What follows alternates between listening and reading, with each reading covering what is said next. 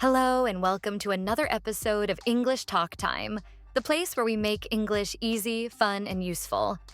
I'm your host, Ayla, and today we're focusing on the present perfect tense, especially how we use it to talk about experiences. You know the classic question, have you ever? Well, today I'll be asking that question and also answering it as we chat with our guest, Romeo.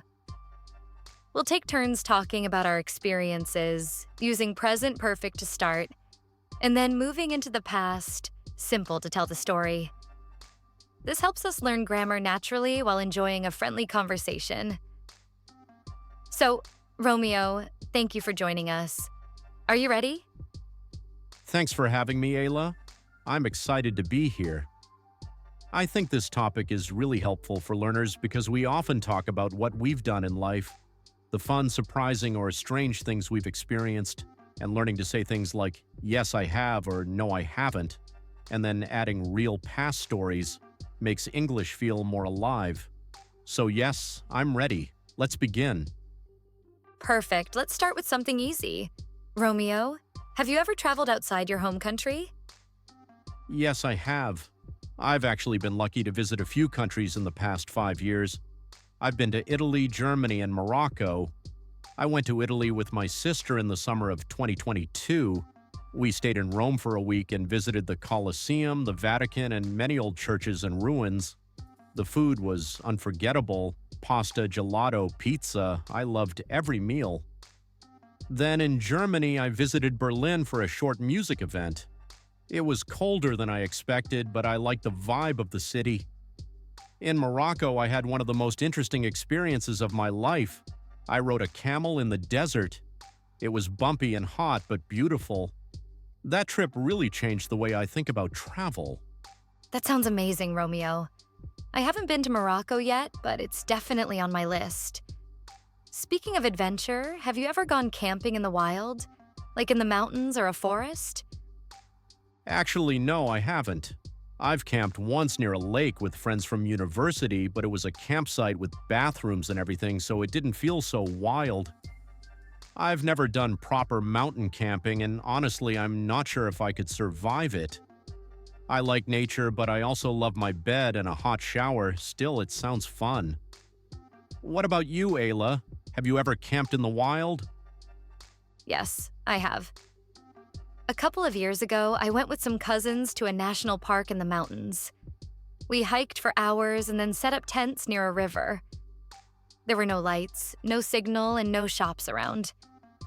At night, it got so cold we had to wear every piece of clothing we packed. But the stars were unbelievably bright. We cooked over a small fire and told stories until we fell asleep. I was scared of wild animals at first, but nothing happened. That experience taught me how peaceful nature can be when you're really in it. Wow, I can picture that. I might try it someday. All right, now it's my turn. Ayla, have you ever done something that felt dangerous or a bit risky, like skydiving or bungee jumping? No, I haven't. I'm not very brave when it comes to heights or extreme sports, but I have done something a little exciting. I went ziplining in a forest during a weekend trip. It wasn't very high, but it was fast, and I had to step off a wooden platform into the air. I remember standing there, my heart beating so fast, thinking, why did I sign up for this? But once I started sliding, it was fun. I screamed at first, then I laughed the whole way. It only lasted 30 seconds, but I'll never forget it. What about you, Romeo? Have you ever done something that gave you an adrenaline rush? Yes, I have. I tried indoor rock climbing last year, and it really tested my strength and fear of heights. At first, I was afraid to fall, even though I was wearing all the safety gear, but the instructors were very supportive. After a few tries, I made it to the top of a medium wall. It felt like such a big win. I haven't done outdoor climbing yet, but I want to. I like how you face your fear and then suddenly it's not so scary anymore. That feeling stays with you even after the climb. I love that. Pushing yourself and growing through the experience. Okay, let's shift to something different. Romeo, have you ever cooked a full meal for someone by yourself? Yes, I have, many times. I love cooking, and last month I made dinner for my parents. I prepared grilled chicken with lemon and herbs, roasted potatoes, and a big fresh salad. I followed some steps from a cooking video, but I also added my own style. It took me about 2 hours, and I made a big mess in the kitchen, but the result was worth it. My parents were surprised and kept asking if I ordered the food from a restaurant. Cooking gives me joy, especially when I cook for people I care about. What about you, Ayla? Have you ever made a special dish? Yes, I have. Last year, for my best friend's birthday, I decided to bake a cake. From scratch. It was a chocolate cake with layers and strawberry cream inside. I'm not a baking expert, so I watched a lot of YouTube videos before I started. I spent the whole afternoon mixing, baking, and decorating. The kitchen looked like a disaster zone, but the cake turned out beautiful.